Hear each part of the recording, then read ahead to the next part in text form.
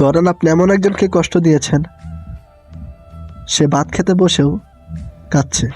আপনি ভাবছেন সেই ভাতের দানাগুলো আপনাকে ক্ষমা করে দেবে?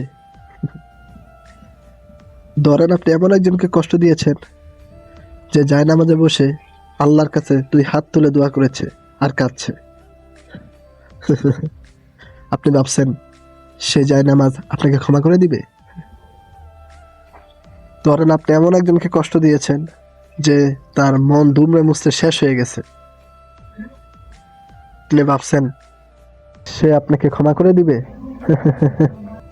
সে আপনাকে ক্ষমা করলেও তার রূহ আপনাকে কোনোদিন ক্ষমা করবে না। সবকিছুর হিসাব কড়াই গন্ডায় মিলবে এই পৃথিবীতেই।